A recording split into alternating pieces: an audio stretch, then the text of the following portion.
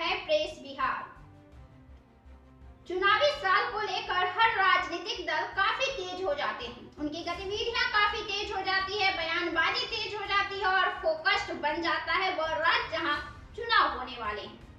इस साल अब केवल बिहार में विधानसभा चुनाव है, लेकिन अगले साल पश्चिम बंगाल में विधानसभा चुनाव है और उसके अगले साल उत्तर प्रदेश में विधानसभा चुनाव है और इन चुनाव को लेकर वहां तैयारियां अभी से तेज होनी शुरू हो चुकी हैं और इन तैयारियों के बीच हर राजनीतिक दल, खासकर जो कमजोर राजनीतिक दल है, जो छोटे राजनीतिक दल है, राज्य में जिनका पैठ कम मजबूत है, वे खासा मेहनत करते हुए नजर आ रहे हैं।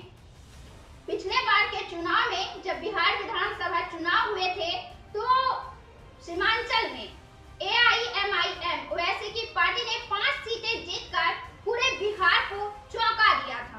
इस बार ओवैसी की पार्टी पश्चिम बंगाल में कुछ ऐसा ही रिजल्ट लाने की तैयारी में जुटी नजर आ रही है।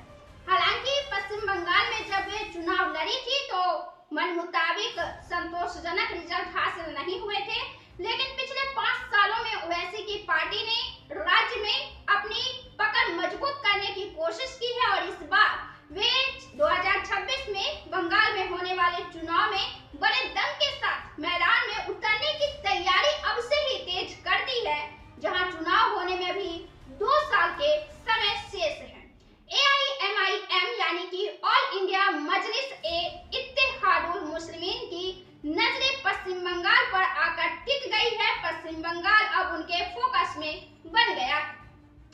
असदुद्दीन ओवैसी की अगुवाई वाली पार्टी 100% सीटों पर बंगाल का अगला विधानसभा चुनाव लड़ने की तैयारी कर रही है।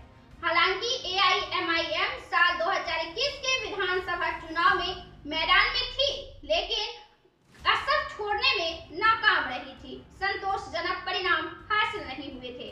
NDTV से बातचीत में AIMIM के नेता मोहम्मद इमरान सोलंकी ने कहा कि बंगाल में हमारे पास करीब 3 लाख सदस्य हैं और सिर्फ मालदा और मुर्शिदाबाद में ही 2023 के पंचायत चुनाव में करीब 1.5 लाख वोट हासिल हुए थे। उन्होंने 2021 विधानसभा चुनाव के नतीजों को लेकर कहा कि इस बार स्थिति अलग होगी, 2021 वाली स्थिति नहीं होगी। इस बार का नजारा अलग होगा, इस बार का परिणाम अलग होगा। उन्होंने कहा कि हम शांति से 4 साल से जमीन पर काम कर रहे हैं।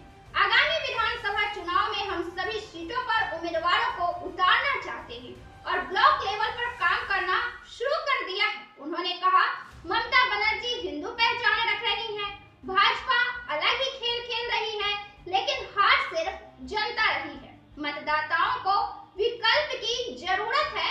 उत्तर बंगाल और मालदा में हमारा जनाधार मजबूत है।